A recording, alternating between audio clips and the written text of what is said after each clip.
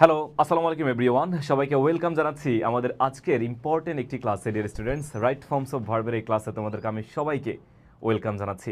এবং এই ক্লাসটি আমার কাছে মনে হয় তোমাদের জন্য খুবই স্পেশাল হতে যাচ্ছে, বিকজ আমার এন্টায়ার শিক্ষকতার জীবনে আমি প্রচুর শিক্ষার্থী পেয়েছি, প্রচুর পরিমাণ শিক্ষার্থী পেয়েছি যাদের কিনা এই রাইট ফর্মস অফ ভার্বের প্রবলেম ছিল, এবং তারা এই রাইট ফর্মস অফ ভার্ব কোথাও না কেউ হচ্ছে পরিপূর্ণ সলিউশন পাচ্ছে না। আমি কথা দিচ্ছি, আজকের এই ক্লাসটি করার পরে তোমার রাইট ফর্মস অফ ভার্বে আর কোনো প্রবলেম একদমই থাকবে না। ইয়েস, আমি এটা প্রমিস করছি ভাইয়া। এবং আজকের এই রাইট ফর্মস অফ ভার্ব তুমি যেই লেভেলের শিক্ষার্থী হও না কেন, তুমি যদি একদম লো লেভেলে হও, একদম মিড লেভেলের শিক্ষার্থী হও বা টপ নচ কোনো শিক্ষার্থী হও না কেন, তোমার জন্যে এই ক্লাসটি, অর্থাৎ তুমি মিড লেভেলে থাকো, লো লেভেলে থাকো, এই ক্লাসটি করার পরে তোমার রাইট ফর্মস অফ ভার্বে হোপফুলি প্রবলেমস একদমই সলভ হয়ে যাবে। এবং তুমি যদি এসএসসি বলো, 6, 7, 8, 9, 10 বা ইন্টার, বা তুমি যদি অ্যাডমিশন টেস্টের কোনো শিক্ষার্থী হও বা যে কোনো কম্পিটিটিভ এক্সামের কোনো শিক্ষার্থী হও না কেন, এই ক্লাসটি করার পরে তুমি রাইট ফর্মস অফ ভার্বে একদমই greatest of all time goat হয়ে যাওয়ার একটা চান্সেস তৈরি হবে। আমি এটা প্রমিস কেন করছি, ক্লাসটি করার পরে বুঝতে পারবা। এই ক্লাসটি ভাই তিনটা ভাগে ভাগ করেছি, বেসিকলি তিনটা ভাগে ভাগ করেছি। প্রথম ভাগে আমি তোমাদেরকে এই ক্লাসের বেসিকটা পড়াবো তোমাদেরকে। রাইট ফর্মস অফ ভার্ব বলতে কি বোঝায়, ফাইনাইট ভার্ব, নন ফাইনাইট ভার্বের ইম্পর্টেন্সটা কি, কেন এটা, কিভাবে ফাইনাইট ভার্ব, নন ফাইনাইট ভার্ব আমাদের মেইন টপিকগুলোতে কাজে লাগে, সেই জিনিসটা আমি তোমাদেরকে বেসিক জিনিসটা সবার আগে কাভার আপ করে দিব। এবং বেসিক পড়ার পরে আমি পুরো রাইট ফর্মস অফ ভার্বের যে রুলসগুলো আছে, নোটগুলো আছে, ডিসকাশন যেটা, সে ডিসকাশন কভার করব সেকেন্ড পার্টে। এবং লাস্ট অফ অল বেসিক পড়ানো হয়েছে, রুলস পড়ানো হয়েছে, এবং লাস্টে গিয়ে আমাদের প্র্যাকটিস যে পার্ট, সে প্র্যাকটিসটা আমি তোমাদেরকে কমপ্লিট করে দিব। অর্থাৎ এই ক্লাসটি করার পরে তোমার রাইট ফর্মস অফ ভার্বের সমস্ত কিছু খুবই দারুণভাবে কমপ্লিট হয়ে যাবে। বেসিক কভার হবে, রুলসগুলো কভার হবে, এবং তোমার হচ্ছে যে প্র্যাকটিসও বলো সেটাও কভার হয়ে যাবে তিনটা পার্টে। এই তিনটা জিনিস তুমি কাভার আপ করে ফেলতে পারবা। সো ধৈর্য সহকারে পড়তে হবে, একটু ধৈর্য সহকারে পড়লে আলটিমেটলি তোমার ফলাফলটা ভালো হবে, ফসলটা তুমি ভালো পাবা। এখন দেখো, আমি তোমাদেরকে একটু গো থ্রু করি যে কি পড়াচ্ছি এখান থেকে।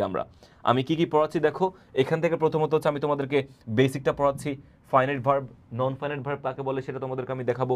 ওকে, তারপরে এই যে কিছু বেসিক কথাবার্তা তোমাদেরকে দেখাচ্ছি, ভার্বের কিছু রূপ থাকে, সেই রূপগুলো তোমাদেরকে এখান থেকে ভাইয়া কাভার আপ করে দিব। তারপর আমি যদি পরবর্তী পার্টে যাই, রাইট ফর্মস অফ ভার্বের তোমার হচ্ছে যে মেইন যে নিয়মগুলো, নোট 1, নোট 2, এই নিয়মগুলো তোমাদেরকে আমি এখান থেকে কাভার আপ করছি, দেখিয়ে দিব। আমাদের ইন টোটাল 20টা নিয়ম তুমি এখান থেকে পাবা। এই 20টা নিয়মের সবগুলো নিয়ম খুবই খুঁটিনাটি, যেভাবে পড়লে পরীক্ষাতে পরিপূর্ণ নাম্বার আনতে পারবা সেভাবে তোমাদেরকে পড়াবো। অনেক নিয়ম তুমি বইতে পাবা, বিভিন্ন শীটে প্রচুর পরিমাণে নিয়ম তুমি রাইট ফর্মস অফ ভার্বে পাবা, কিন্তু আজকের ক্লাসে আমি প্রিসাইজলি 20টা নিয়ম তোমাদেরকে পড়াবো। এই 20টা নিয়ম থেকে তুমি 10টা right forms of verb 100% common পাবা। ইয়েস, 100% কমন পাবা। এবং কিছু কিছু নিয়ম থেকে আলটিমেটলি বারবার প্রশ্ন রিপিট হয়। যেমন আমি তোমাদেরকে যদি হচ্ছে কন্ডিশনালের নিয়মটার কথা বলি, কন্ডিশনালের যে নিয়মটা আছে আমাদের 15 নম্বর যে নিয়মটা, কন্ডিশনালের যে নিয়মটা, এই যে ফার্স্ট কন্ডিশনাল বলো, সেকেন্ড কন্ডিশনাল বলো, এই কন্ডিশনালের এই নিয়মটা থেকেও প্রচুর প্রশ্ন তোমাদের রাইট ফর্মস অফ ভার্বে চলে আসে। হ্যাঁ, বিভিন্ন অ্যাডমিশন টেস্ট, ওই যে কিছুদিন আগে খুলনা বিশ্ববিদ্যালয়ের পরীক্ষা হয়েছে, ঢাকা বিশ্ববিদ্যালয়ের অ্যাডমিশন টেস্ট হয়েছে, সেই অ্যাডমিশন টেস্টে কিন্তু এই কমপ্লিটিং সেন্টেন্সের বলো বা কন্ডিশনাল সেন্টেন্সের এই পার্ট থেকে তোমাদের প্রশ্ন আসছে। সো কোনো ভাবে এগুলো হেলাফেলা করার জিনিস না, তুমি যেখানে যাও না কেন এই নিয়মগুলো তোমার কাজে লাগবে। সো এই যে 20টা নিয়ম আমাদের পড়ানো হয়েছে, কথার কথা আমাদের 20টা নিয়ম কমপ্লিট করলাম আমরা। 20টা নিয়ম কমপ্লিট করার পরে আমরা হচ্ছে ভাইয়া তোমাদেরকে এখানে কিছু এমসিকিউ প্র্যাকটিস করাবো। এই যে আমাদের 20টা নিয়ম কমপ্লিট করা হয়ে গেছে, তারপর আমি তোমাদেরকে এখান থেকে এমসিকিউ দিব, যাতে নিয়মগুলো পড়ার পরে নিয়মগুলো কতটুকু বুঝতে পেরেছে, কতটুকু তোমাদের মাথায় আছে, এইটা বোঝানোর জন্য আমি এখান থেকে তোমাদেরকে সেই এমসিকিউগুলো হচ্ছে প্র্যাকটিস করাবো। এবং এমসিকিউ, অনেকগুলো এমসিকিউ দেখানোর পরে লাস্টে আমাদের 3 নম্বর যে পার্ট বললাম, প্র্যাকটিস পার্ট, সে প্র্যাকটিসগুলো আমরা এখান থেকে তোমাদেরকে ভাইয়া দেখাবো। এই যে আমাদের যে প্র্যাকটিস পার্ট আছে, এখানে গিয়ে ভাইয়া তোমাদেরকে ইনশাল্লাহ সেই প্র্যাকটিসটা করিয়ে দিব। ওকে, সো প্র্যাকটিসের মধ্যে অনেকগুলো প্র্যাকটিস আছে, যদি প্র্যাকটিস করো সেখান থেকে আমি দেখাবো যে প্রত্যেকটা নিয়ম কিভাবে এই উত্তরের ক্ষেত্রে কাজে লাগতেছে, মানে কোন আনসারে কোন নিয়মটা আসতেছে ওই 20টা রুলস থেকে, সেগুলো তোমাদেরকে আমি একদম হাতে হাতে ধরে দিব। সো এই ক্লাসটি তোমাদের রাইট ফর্মস অফ ভার্বের খুবই ইফেক্টিভ হতে যাচ্ছে। So without any further deal আমরা শুরু করি আমাদের রাইট ফর্মস অফ ভার্বের মহামূল্যবান এই ক্লাসটি। সো শুরু করছি ভাইয়া। ওকে, দেখো, প্রথমত জানতে হবে ভার্বের সংজ্ঞা, ভার্ব কাকে বলে। ভার্ব বলতে কি বোঝায় এটা আমাদেরকে সবার শুরুতে জানতে হবে। দেখো, ভার্ব বলতে বোঝায় যে ওয়ার্ড বা পার্টস অফ স্পিচ দ্বারা কোনো কাজ করা বোঝায়, কোনো কিছু হওয়া বোঝায় বা কোনো কিছু থাকা বোঝায়, তাকে বেসিক্যালি আমাদের ভার্ব বা ক্রিয়া বলে। আবার বলছি, যেই শব্দ বা যেই পার্ট অফ স্পিচ দ্বারা কোনো কাজ করা বোঝায়, কোনো কিছু হওয়া বোঝায় বা কোনো কিছু থাকা বোঝায়, তাকেই বেসিক্যালি আমাদের ভার্ব বলে। কিছু শব্দ থাকে না ইংলিশে, ডিরেক্টলি কাজ করা বুঝাইতেছে, আবার হওয়াটাকে ইন্ডিকেট করছে, বা আমার একটা জিনিস আছে থাকাকে ইন্ডিকেট করছে। এই তিনটা জিনিস যখন কোনো শব্দ দিয়ে বুঝাবে তাকে মূলত হচ্ছে আমাদের ভার্ব বলবো আমরা। যেমন দেখো, হি গোজ টু মার্কেট, এই বাক্যটা খেয়াল করে দেখো, হি গোজ টু মার্কেট, সে মার্কেটে যায়। এখানে গোজ হচ্ছে আমাদের এখানে একটা ভার্ব। কেন ভার্ব? কারণ দেখো, গোজ মানে যাওয়া, এটা কাজ না, এটা একটা কাজ, ডিরেক্ট অ্যাকশন, এটা কাজকে ইন্ডিকেট করে। আবার শি ইজ মেকিং টি, সে চা বানায়, এই যে সে চা বানায়, ইজ মেকিং, এটা একটা কাজের মধ্যে পড়ে না, এটা একটা কাজের মধ্যে পড়ে, সে এটাও কি আমাদের একটা ভার্বের মধ্যে পড়ে যাচ্ছে। সো ডিরেক্টলি যদি কাজ করা বোঝায় সেটা আমাদের অবশ্যই ভার্ব হয়ে যায়। কোনো কাজ করা বুঝালে আমাদের ভার্ব। আবার দেখো, কোনো কিছু হওয়া যদি বুঝাই, আমি যেটা এক্সাম্পল লিখি যে ওকে, আমি যেটা এক্সাম্পল এখান থেকে লিখি যে হি ইজ মাই স্টুডেন্ট, সে হয় আমার ছাত্র। হি ইজ মাই স্টুডেন্ট, সে হয় আমার ছাত্র। ওকে, সে হয় আমার ছাত্র, খেয়াল করে দেখো তো এখানে কি কোনো কাজ হচ্ছে? সে হয় আমার ছাত্র, হয় কোনো কাজ হচ্ছে, কিন্তু এখানে কোনো কাজ কিন্তু হচ্ছে না। বাট এই যে ইজ, এই ইজ দ্বারা এখানে কি বুঝাইতেছে? ইজ দ্বারা এখানে হওয়াটাকে ইন্ডিকেট করছে, সে হয় আমার ছাত্র। এই যে হওয়াটাকে বোঝানোর কারণে ইজ কিন্তু আমাদের এখানে ভার্ব। আবার আমি যদি আরেকটা এক্সাম্পল লিখি যে দে আর মাই ব্রাদার্স, তারা হয় আমার ভাই। দে আর মাই ব্রাদার্স, তারা হয় আমার ভাই। এখানে দেখো তো, তারা হয় আমার ভাই, এখানে কোনো কাজ হচ্ছে? কোনো কাজ কিন্তু হচ্ছে না, কিন্তু এখানে হওয়াটাকে ইন্ডিকেট করা হচ্ছে। এই যে দে আর, তারা হয় আমার ভাই, এই আরটা হচ্ছে আমাদের এখানে কি ভার্ব। হওয়াটাকে ইন্ডিকেট করলেই আমাদের ভার্ব হয়ে যায়। So he is my student অথবা দে আর মাই ব্রাদার। তাহলে এই যে দে আর মাই ব্রাদার, সো এখানে এম, ইজ, আর, ওয়াজ বা অয়ার বা শ্যাল বি বা উইল বি, এই সবগুলো ভার্ব দিয়ে বেসিক্যালি হওয়াটাকে বোঝায়। যেমন I will be a doctor one day, will be আমি একদিন ডক্টর হব, হওয়াটাকে ইন্ডিকেট করছে না। সো উইল বিটা হচ্ছে আমাদের এখানে কি ভার্বের দিকে চলে যাচ্ছে। সো কোনো কাজ হওয়া বুঝালেই ভার্ব হয়। এখন কোনো কিছু যদি থাকা বুঝায়, কোনো কিছু থাকা বুঝালেও কি হবে? আমাদের ভার্বের দিকে চলে যায়। যেমন আমি যদি একটা এক্সাম্পল তোমাদেরকে বলি যে আই হ্যাভ, আমার আছে, আই হ্যাভ সাম বুকস, আমার কিছু বই আছে। সো এই যে আই হ্যাভ সাম বুকস, আমার কিছু বই আছে, এই হ্যাভটা কিন্তু আমাদের এখানে কি ভার্ব। কেন? ওই যে থাকাকে ইন্ডিকেট করতেছে, I have some books. So আছে বুঝালেও কি হবে? ভার্বের দিকে চলে যায়। হ্যাভ বলো, হ্যাজ বলো, হ্যাড বলো, এই সবগুলো ভার্ব দিয়ে আমাদের থাকাকে বুঝায়, আছে বুঝায়, সেটা আমাদের ভার্বের দিকে চলে যাচ্ছে। So he is my student, সে হয় আমার ছাত্র। দে আর মাই ব্রাদার্স, তারা হয় আমার ভাই। সো হওয়া বুঝালেও ভার্ব, থাকা বুঝালেও ভার্ব। এম, ইজ আর ওয়াজ আর বললেও ভার্ব, হ্যাভ, হ্যাজ, হ্যাড বললেও কি হবে? ভার্বের দিকে চলে যায়। অথবা কোনো কাজ করা বুঝালেও কি হবে? আমাদের ভার্বের দিকে চলে যাবে, ডিরেক্ট অ্যাকশন। যেমন আমি যদি বলি যে I teach you right forms of verb, I teach you English, আমি তোমাদেরকে ইংলিশ শেখাচ্ছি, আমি তোমাদেরকে রাইট ফর্মস অফ ভার্ব শেখাচ্ছি। এই যে শেখানো, টিচ, এর ডেফিনেটলি এটা ডিরেক্টলি কাজ। সো টিচ কিন্তু আমাদের এখানে ভার্বের দিকে চলে যায়।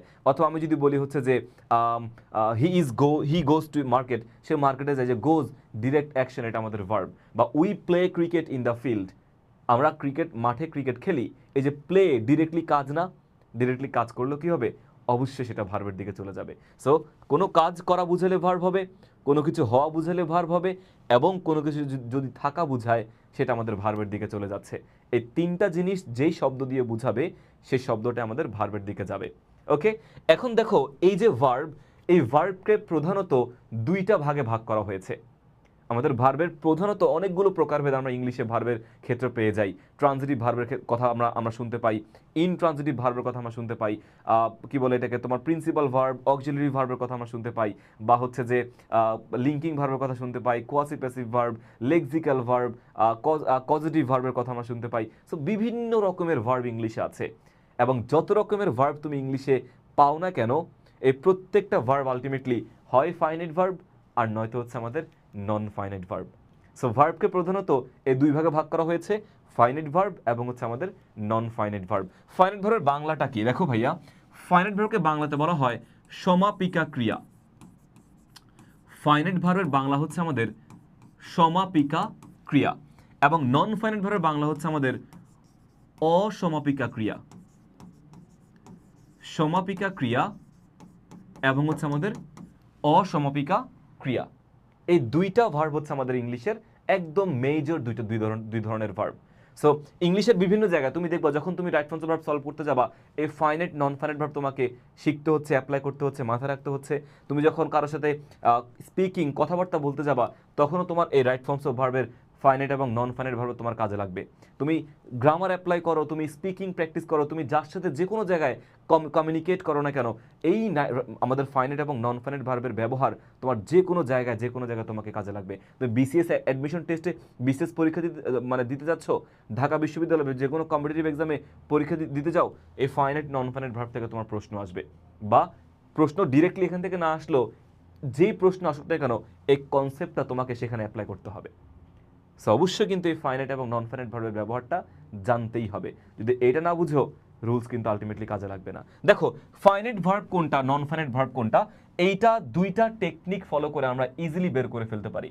দুইটা টেকনিক ফলো করে, সেটাকে আমি তোমাদেরকে একটু চার্ট আঁকি, জাস্ট দুইটা টেকনিক বোঝানোর জন্য একটা ছোট্ট চার্ট আঁকতেছি। একটা হচ্ছে ফাইনাইট ভার্ব এবং একটা হচ্ছে আমাদের নন ফাইনাইট ভার্ব। সো ফাইনাইট এবং নন ফাইনাইটের বেসিক পার্থক্যটা কি দেখো, বেসিক পার্থক্যটা হচ্ছে আমাদের যে কোনো ফাইনাইট ভার্ব, তুমি যে কোনো ফাইনাইট ভার্বকে দেখলে তুমি টেন্স চিনতে পারবা, টেন্স চেনা যায়।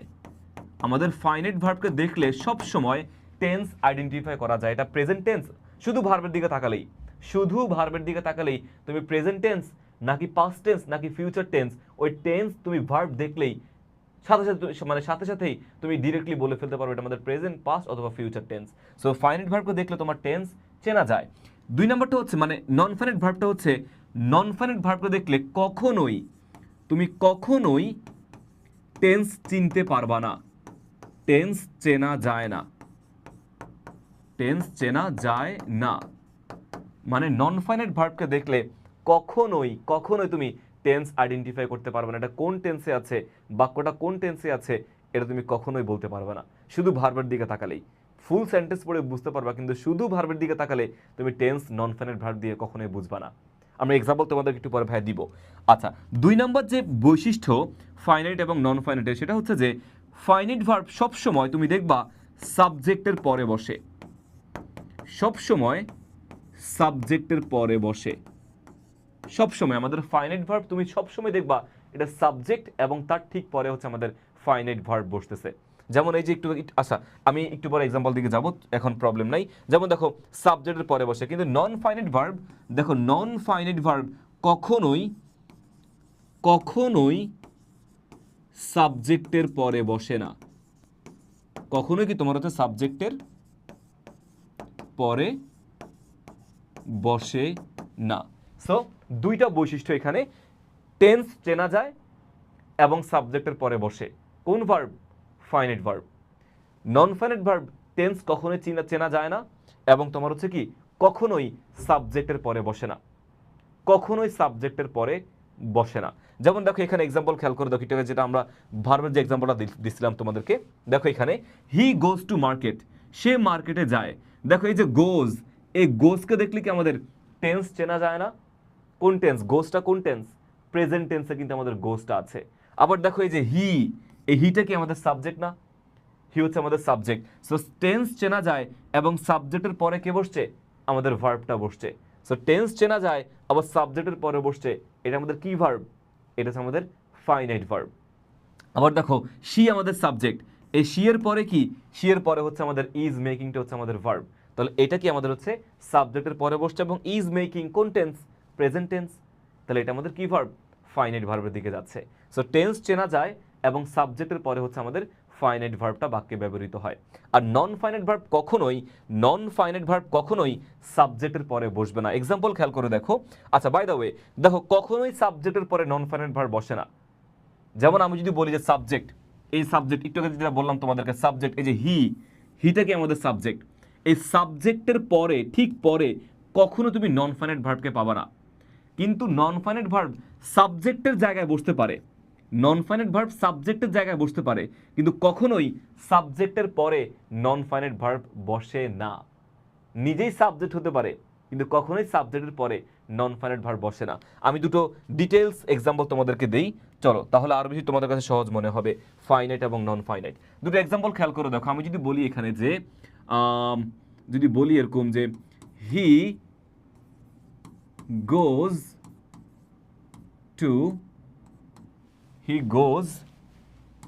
Two school to learn something, সে স্কুলে যায় কিছু শেখার জন্যে। He goes to school to learn something. Okay, আরেকটা বাক্য খেয়াল করে দেখো, he will go to school to learn something. He will go to school, আচ্ছা, he will go to school to learn something.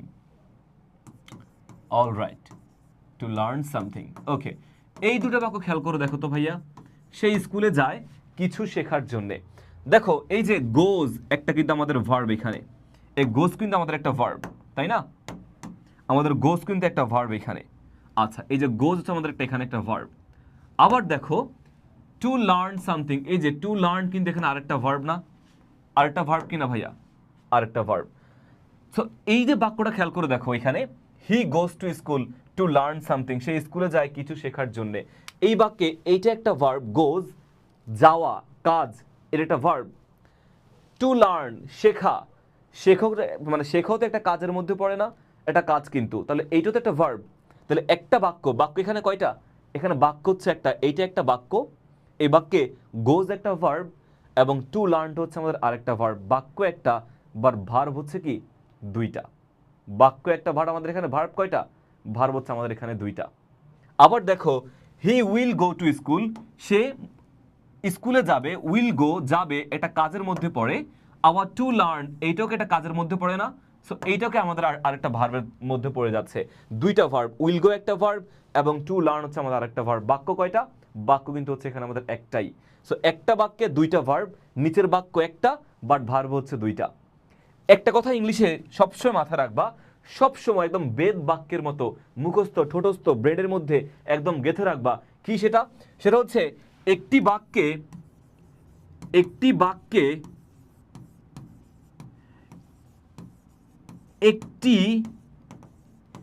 একটি ফাইনাইট ভার্ব বসতে পারে। একটি বাক্যে একটি ফাইনাইট ভার্ব বসে। একের অধিক, একের বেশি বা কম বসে না। ওকে, এই লাইনটা, এই কথাটা ভাইয়া মানে কিভাবে যে বুঝাবো তোমাকে আমি জানি না এটার ইম্পর্টেন্স যে কত বেশি এই লাইনটার, আমি কিভাবে তোমাদেরকে বুঝাবো আমার সেটা ব্যাখ্যা করার মতো ভাষা নাই। কিন্তু এই লাইনটা একদম ইম্পর্টেন্ট একটা কথা, যে একটি বাক্যে আমাদের একটি ফাইনাইট ভার্ব বসে, একের বেশি বা একের কম ফাইনাইট ভার্ব আমাদের বাক্যে বসে না। অর্থাৎ একটা বাক্যে অবশ্যই একটা ফাইনাইট ভার্ব বসতে হয়। একটা বাক্যে অবশ্যই আমাদের একটা ফাইনাইট ভার্ব থাকবে, একের বেশি ফাইনাইট ভার্ব থাকবে না, একের কমও কি ফাইনাইট ভার্ব থাকবে না, একটাই থাকবে এবং একটাই থাকতেই হবে। একটি বাক্যে আমাদের একটা ফাইনাইট ভার্ব থাকবে এবং একটা ফাইনাইট ভার্ব থাকতেই হবে। কোনোভাবে একের বেশি বা একের কম ফাইনাইট ভার্ব বাক্যে থাকতে পারে না। যদি একের বেশি কোনো ভার্ব চলে আসে, দুইটা, তিনটা, চারটা, একের বেশি যদি কোনো ভার্ব চলে আসে, তখন ওই ভার্বটা নন ফাইনাইট ভার্ব হতে হবে। মানে নন ফাইনাইট ভার্ব বাক্যে বসতেও পারে, নাও বসতে পারে, আবার অনেকগুলো বসতে পারে। নন ফাইনাইট ভার্বে কোনো লিমিটেশনস নাই, কিন্তু ফাইনাইট ভার্ব বাক্যে আমাদের থাকতেই হয়।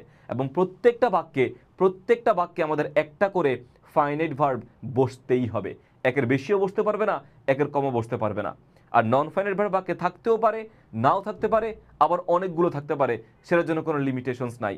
সো বাক্যে যদি দুইটা ভার্ব চলে আসে কখনো, কথার কথা একটা বাক্যে যদি দুইটা ভার্ব চলে আসে তখন একটা ফাইনাইট হবে, আর এক্সট্রা যে ভার্বটা আছে ওই এক্সট্রা ভার্বটা কি হবে, নন ফাইনাইট ভার্ব হবে। কারণ একের বেশি তো ফাইনাইট ভার্ব বাক্যে থাকতে পারবে না। সো দুইটা থাকলে একটা ফাইনাইট ভার্ব, একটা নন ফাইনাইট ভার্ব। যদি তিনটা ভার্ব একটা বাক্যে থাকতে পারে, একটা বাক্যে যদি তিনটা ভার্ব থাকে তাহলে একটা হবে ফাইনাইট ভার্ব, আর বাকি যে দুইটা এক্সট্রা ওই দুইটা হবে কি আমাদের নন ফাইনাইট ভার্ব। যদি চারটা থাকে তাহলে একটা হবে ফাইনাইট, বাকি তিনটা হবে কি নন ফাইনাইট। আর যদি একটা ভার্ব থাকে তাহলে একটাই হচ্ছে ফাইনাইট, আর এখানে নন ফাইনাইট ভার্ব নাই। বুঝতে পেরেছো? সো এই লাইনটা মাথায় রাখবা, একটি বাক্যে অবশ্যই অবশ্যই আমাদের একটা ফাইনাইট ভার্ব থাকবে, একের বেশিও থাকবে না, একের কমও থাকবে না। আর এক্সট্রা অতিরিক্ত যে কোনো ভার্ব থাকে সেটা হবে আমাদের নন ফাইনাইট, কারণ নন ফাইনাইট ভার্বে কোনো লিমিটেশনস নাই, কোনো কয়টা থাকবে না থাকবে এটার কোনো লিমিটেশনস আমাদের নন ফাইনাইট ভার্বের ক্ষেত্রে নাই। তাহলে এই বাক্যটা খেয়াল করে দেখো যে he goes to school to learn something, সে স্কুলে যায় কিছু শেখার জন্য। তাহলে এইটা একটা ভার্ব এবং এইটা একটা ভার্ব, দুইটা ভার্ব একটা বাক্যে হবে না, এর মধ্যে একটা হবে ফাইনাইট এবং একটা হবে কি নন ফাইনাইট। তাহলে তোমরাই বলো কোনটা ফাইনাইট কোনটা নন ফাইনাইট। দেখো আমাদের ফাইনাইট ভার্বের বৈশিষ্ট্য কি বলছিলাম, বৈশিষ্ট্য কি ছিল যে টেন্স চেনা যায়, ফাইনাইট ভার্বের টেন্স চেনা যায় এবং সাবজেক্টের পরে বসে। টেন্স চেনা যায় না, সাবজেক্টের পরে বসে না। তাহলে তুমি দেখো তো হি গোজ টু স্কুল, এটা কি এখানে কোন ভার্ব, গোজের দিকে তাকাও, গোজ কি টেন্স চেনা যায় না? টেন্স কিন্তু চেনা যায়, প্রেজেন্ট টেন্স, আবার সাবজেক্টের পরে বসতেছে। দুইটা শর্ত কিন্তু এখানে গোজ মেইনটেইন করতেছে। গোজ আমাদের এখানে কি ভার্ব, ফাইনাইট ভার্ব। আর দেখো তো টু লার্ন, টু লার্ন কি সাবজেক্টের পরে বসছে? সাবজেক্টের ঠিক পরে কিন্তু বসে নাই, অনেক পরে বসলে হবে না, ঠিক পরে বসতে হবে। তাহলে টু লার্নটা বেসিক্যালি আমাদের এখানে কি ভার্ব, এটা হচ্ছে আমাদের নন ফাইনাইট ভার্বের দিকে যাচ্ছে, বিকজ সাবজেক্টের পরে বসে নাই। আবার দেখো টু লার্ন, এটা কোন টেন্সে আছে? টেন্স তো কিন্তু বোঝা যায় না, টেন্স বোঝার জন্য কিন্তু গোজের দিকে তাকাতে হচ্ছে। টু লার্ন কিন্তু আলটিমেটলি বোঝার কোনো উপায় নাই কোন টেন্সে আছে। সো টেন্স চেনা যায় না, সাবজেক্টের পরেও কি বসে না। আবার দেখো he will go to school to learn something, এই যে উইল গো এর দিকে তাকালে কিন্তু টেন্স চেনা যায়, এটা ফিউচার টেন্স। কিন্তু দেখো তো টু লার্ন, টু লার্নের দিকে তাকালে কি টেন্স চেনা যায়? যায় না। আবার সাবজেক্টের পরে কে বসছে, উইল গো বসছে, টু লার্ন কি বসছে? টু লার্ন কিন্তু বসে না। তার মানে টু লার্নটা হচ্ছে আমাদের এখানে নন finite verb. So finite verb এবং হচ্ছে নন ফাইনাইট ভার্ব, টেন্স চেনা যাবে এবং সাবজেক্টের পরে ফাইনাইট ভার্ব নন ফাইনাইট ভার্ব বসে। আমরা আরো দুটো এক্সাম্পল খেয়াল করে দেখো, ফাইনাইট এবং নন ফাইনাইটের আরো দুটো এক্সাম্পল ভাই তোমাদেরকে দেই। আমি যদি বলি হচ্ছে যে হি হি লাভস সুইমিং, সে সাঁতার পছন্দ করে। He loves swimming in the river, সে নদীতে সাঁতার পছন্দ করে। ওকে, ভালো কথা, সে নদীতে সাঁতার পছন্দ করে, খুবই ভালো কথা। ওকে, 2 নম্বর বাক্যটা খেয়াল করে দেখো, he loved swimming, he loved swimming in the river, he loved swimming in the river. সে তোমার হচ্ছে কি নদীতে সাঁতার কাটতে পছন্দ করত। একটা হচ্ছে সাঁতার কাটতে পছন্দ করে, সাঁতার কাটতে পছন্দ করত। সো দুইটা বাক্য এখানে খেয়াল করে দেখো তো ভাইয়া, দুইটা বাক্য এখানে, he love swimming in the river. Okay, এই বাক্যটা দেখো, প্রথম যে বাক্যটা he loved swimming in the river, he loves swimming in the river. তাহলে দেখো লাভস মানে কি ভালোবাসা, পছন্দ করা, এটা একটা ভার্ব, পছন্দ করাও কিন্তু একটা verb. Okay, he loves swimming in the river, এই যে সুইমিং, এই সুইমিংটা কি সাঁতার কাটা, এটাও কি একটা ভার্বের দিকে পড়ে না? সাঁতার কাটা একটা কাজের মধ্যে পড়ে না? হ্যাঁ, তাহলে এই যে সুইম মানে সাঁতার কাটা, ওই সুইম থেকে তো সুইমিংটা আসছে। সো ভার্ব থেকে আমাদের সুইমিং কথাটা আসছে, সো এটাও কি একটা ভার্বের মধ্যে পড়ে যায়। অলরাইট, আবার দেখো সেম ভাবে হি লাভড সুইমিং, সে সাঁতার পছন্দ করত, লাভড পছন্দ করত। আবার দেখো সুইমিং এখানে সেম, এটা একটা ভার্ব, তো লাভড একটা ভার্ব, আবার সুইমিং হচ্ছে আমাদের আরেকটা ভার্ব। তাহলে বাক্য হচ্ছে একটা, কিন্তু ভার্ব কয়টা করে? দুইটা করে ভার্ব। সম্ভব? সম্ভব না। একটা হবে ফাইনাইট, একটা হবে কি নন ফাইনাইট। তাহলে তোমরা বলো কোনটা ফাইনাইট কোনটা নন ফাইনাইট। দেখো হি loves swimming in the river, এই যে লাভস সাবজেক্টের পরে আমাদের লাভস কথাটা বসছে। আবার লাভস কোন টেন্সে আছে? প্রেজেন্ট টেন্সে আছে, তাই না? সো টেন্স চেনা যায়, সাবজেক্টের পরে বসছে, এটা আমাদের কি ভার্ব হবে? এটা আমাদের ফাইনাইট ভার্বের দিকে যাচ্ছে শর্ত অনুযায়ী। আবার দেখো তো সুইমিং, এই সুইমিং এর দিকে তাকালে সুইমিং কি সাবজেক্টের পরে বসছে? সুইমিং কিন্তু সাবজেক্টের পরে বসে নাই, তার মানে প্রথম শর্ত মেইনটেইন করে নাই। তাহলে সেকেন্ড শর্ত কি টেন্স চেনা যায়? তাহলে দেখো তো ভাই সুইমিং এর দিকে তাকালে কোনো টেন্স কি চেনা যায়? কোন টেন্স প্রেজেন্ট নাকি পাস্ট চেনা যায়? চেনা যায় না। তাহলে সুইমিং কিন্তু দেখলে আলটিমেটলি বোঝার কোনো উপায় নেই। দেখো এই যে লাভড কি আমাদের পাস্ট টেন্সে আছে, লাভস আমাদের প্রেজেন্ট টেন্সে আছে। তো এটা প্রেজেন্ট টেন্স, এটা পাস্ট টেন্স। ওকে, দেখো প্রেজেন্ট টেন্সও সুইমিং বসছে, আর যখন বাক্যটা পাস্ট টেন্স তখন কিন্তু আলটিমেটলি আমাদের সুইমিংই আছে। সুইমিং এর কোনো চেঞ্জ হয়েছে? প্রেজেন্ট টেন্সও সুইমিং, পাস্ট টেন্সও সুইমিং। সো টেন্সের পরিবর্তনে সুইমিং এর কিন্তু কোনো পরিবর্তন নাই। অর্থাৎ তুমি সুইমিং এর দিকে তাকালে প্রেজেন্ট টেন্স আছে নাকি পাস্ট টেন্সে আছে আলটিমেটলি বোঝার কোনো উপায় নাই, কারণ প্রেজেন্ট টেন্সও সুইমিং, পাস্ট টেন্সও সুইমিং। শুধু সুইমিং দেখে কিন্তু টেন্স বোঝার কোনো উপায় আলটিমেটলি নাই। আবার দেখো তো ভাই এখানে এটা আমাদের টেন্স চেনা যায় না, সাবজেক্টের পরে বসে নাই, তাহলে ডেফিনেটলি এটা আমাদের কি ভার্ব? এটা আমাদের নন ফাইনাইট ভার্ব। আর এটা আমাদের কি ভার্ব? এটা আমাদের হচ্ছে ফাইনাইট ভার্ব। আবার দেখো তো হি লাভড, এটা কি আমাদের হচ্ছে পাস্ট টেন্সে আছে, বোঝা যায়, আবার সাবজেক্টের পরে বসতেছে, তার মানে এটা আমাদের কি টেন্স? পাস্ট টেন্স এবং ফাইনাইট ভার্ব, দুটো শর্ত মেইনটেইন করছে। কিন্তু সুইমিং সাবজেক্টের পরে বসে নাই, টেন্স আলটিমেটলি বোঝার কোনো উপায় নাই, দুই ক্ষেত্রে সুইমিং। সো নির্দিষ্ট করে টেন্স বোঝার কোনো উপায় নাই। তাহলে এটা আমাদের কি ভার্ব? এটা হচ্ছে আমাদের নন ফাইনাইট ভার্ব। বুঝছো? আচ্ছা, সো দেখো আমি আর একটা এক্সাম্পল তোমাদেরকে এই ফাইনাইট এবং নন ফাইনাইটের ক্ষেত্রে দেই। দেখো আর একটা এক্সাম্পল তোমাদেরকে দিচ্ছি, সেটা হচ্ছে যে লেখো যে আমি যদি বলি আমি খুব গরিব মানুষ, বুঝছো? আমি খুব গরিব মানুষ। So I will buy a broken chair. আমি একটা ভাঙা চেয়ার কিনবো, ওইটাকে আমি মেরামত করে ইউজ করবো, কারণ আমি খুব গরিব। বুঝছো, লাইফে গরিব হতে হয় মাঝে মধ্যে। So I will buy a broken chair, আমি একটা ভাঙা চেয়ার কিনবো। অলরাইট, আরেকটা বাক্য দেখো, আমি যদি বলি যে আমি যদি বলি যেরকম যে I bought a broken chair. I bought a broken chair, আমি একটা ভাঙা চেয়ার কিনেছি। So I will buy a broken chair, I bought a broken chair. বুঝতে পেরেছো ভাইয়া? সো দুইটা বাক্য এখানে, দুইটা বাক্যের মধ্যে দেখো তো ভাইয়া একটা জিনিস কি, এখানে ভার্বের দিকে তাকাও। আই উইল বাই, আমি একটা ভাঙা চেয়ার কিনবো। কিনবো এটা কাজ না? ডেফিনেটলি কাজ। ব্রেক থেকে ব্রোকেন কথাটা আসছে, ব্রেক থেকে ব্রোকেন কথাটা আসছে, broken heart, broken chair. So এই যে ব্রেক কি ভার্ব তো ভাইয়া, তাই না? ব্রেক হচ্ছে আমাদের ভার্ব।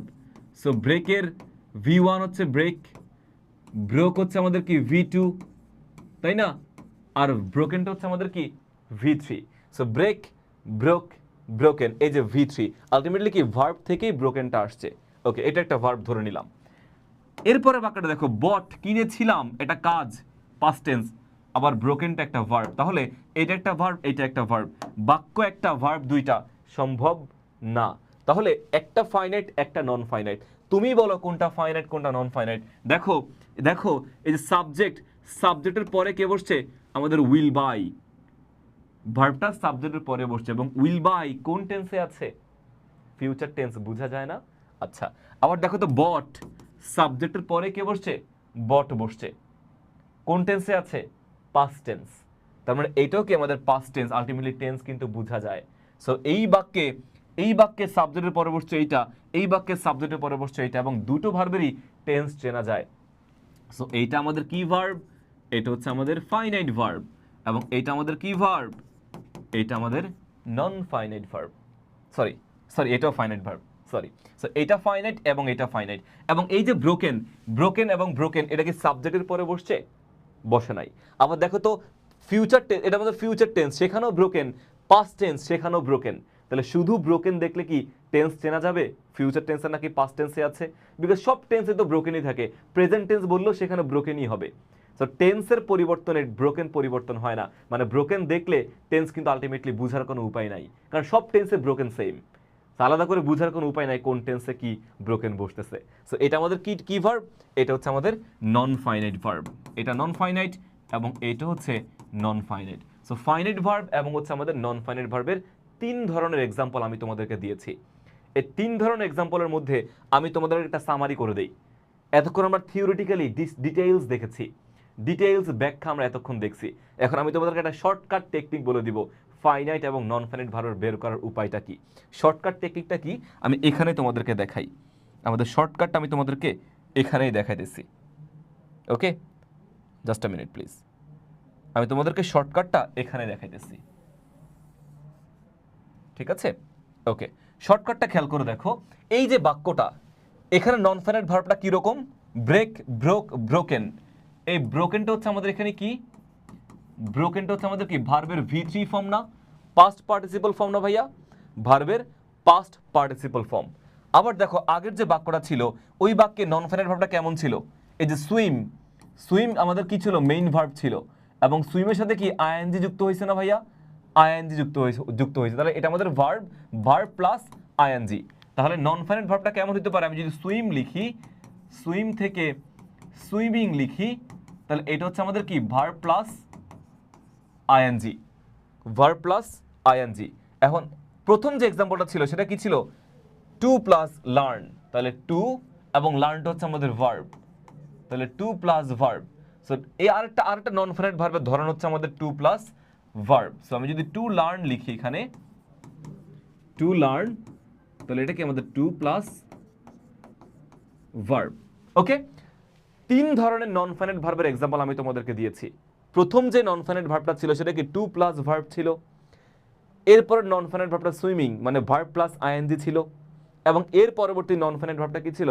V3 ছিল, ব্রোকেন। এই তিন ধরনের ভার্বই বেসিকটা হচ্ছে আমাদের নন ফাইনাইট ভার্ব। আমি থিওরিটিক্যালি তোমাদেরকে দেখাইছি যে সাবজেক্টের পরে বসে না, টেন্স চেনা যায় না, নন ফাইনাইট ভার্ব।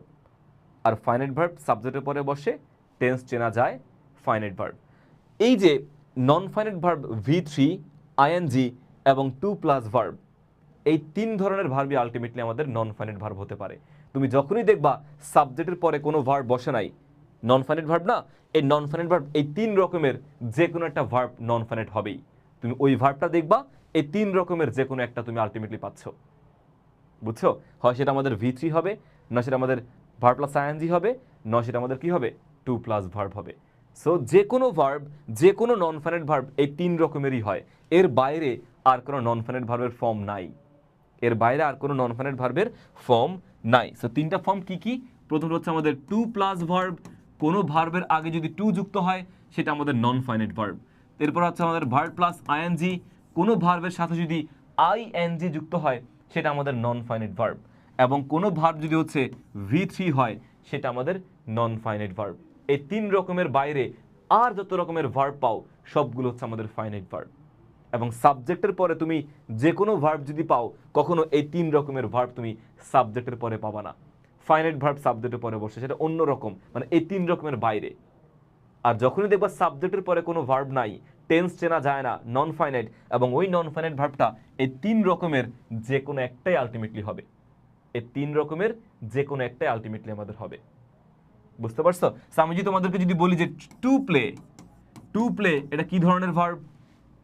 নন ফাইনাইট, কারণ এই যে টু আছে, টু এর পরে ভার্ব, তাহলে টু প্লে নন ফাইনাইট। আমি যদি বলি তোমাদের হচ্ছে যে রিডিং, রিডিং, রিডিং কি ধরনের ভার্ব? দেখো রিড ভার্ব এবং আইএনজি, রিডিং নন ফাইনাইট। আমি কমেন্ট করে জানাও তোমরা কি বুঝতে পারছো কিনা। এবং এই যে V3, আমি যদি বলি তোমাদের হচ্ছে যে কি বলে এটাকে, ব্রেক, ব্রোক, এই যে ব্রোকেন বললাম নন ফাইনাইট। আবার আমি তোমাদের যদি বলি যে ডান, ডানটা কি V3 না? তাহলে এই ডানটা হচ্ছে আমাদের কি নন ফাইনাইট। বুঝতে পেরেছো? সো ফাইনাইট এবং নন ফাইনাইট ভার্ব কিন্তু আলটিমেটলি এইটাই। আমি থিওরিটিক্যালি দেখাইছি, ডিটেইলস তোমরা যদি কেউ ডিসকাস করতে চাও সেটাও পারবে এখন। আবার শর্টকাট ফলো করলেও কি তুমি সেটা আলটিমেটলি সেটা অ্যাপ্লাই করতে পারবা। ঠিক আছে? আচ্ছা, এই যে টু প্লাস ভার্ব আছে না, দেখো আরেকটা যদি তোমাদেরকে দেখায় বুঝায় বলি, এই টু প্লাস ভার্বকে একটা নাম আছে টু প্লাস ভার্বের, সেটার নাম হচ্ছে ইনফিনিটিভ। এই টু প্লাস ভার্বকে বলে হচ্ছে ইনফিনিটিভ। টু প্লাস ভার্বকে বলে কি ইনফিনিটিভ, এটার নাম আছে একটা। এই যে ভার্ব প্লাস আইএনজি, এটাকে বলে হচ্ছে জিরান্ড। এটা মাঝে মধ্যে পার্টিসিপলও হতে পারে, বাট আপাতত জেনে নাও এটা আমাদের জিরান্ড। আর এই যে V3, এটাকে বলা হচ্ছে আমাদের পার্টিসিপল। V3 কে বলা হচ্ছে আমাদের কি পার্টিসিপল। সো ইনফিনিটিভ, জিরান্ড এবং পার্টিসিপলই হচ্ছে মূলত নন ফাইনাইট ভার্ব। এর বাইরে আর কোনো নন ফাইনাইট ভার্ব নাই। ঠিক আছে? ওকে, সো আমরা তাহলে ফাইনাইট এবং নন ফাইনাইট ভার্ব আশা করি একদমই ক্লিয়ার হতে পেরেছি। চলো আমরা দেখি এখানে আর কি কি আছে। মোটামুটি এইটা হচ্ছে আমাদের বেসিক। কোনো শিক্ষার্থী যদি ফাইনাইট এবং নন ফাইনাইট ভার্বটা ক্লিয়ারলি বুঝে, তার বাদবাকি জিনিসগুলো লার্নিংটা আরও সহজ হয়ে যাবে। তো আশা করি তুমি এই ফাইনাইট এবং নন ফাইনাইট ভার্বটা 100% ক্লিয়ার হতে পেরেছো। একটু আমাকে কমেন্ট করে জানিও যে ক্লাসটি কতটুকু ইফেক্টিভ হয়েছে তোমাদের জন্য। ঠিক আছে, ওকে। সো আমরা এখন শুরু করছি পরবর্তী যে পার্টটা, পরবর্তী আমাদের যে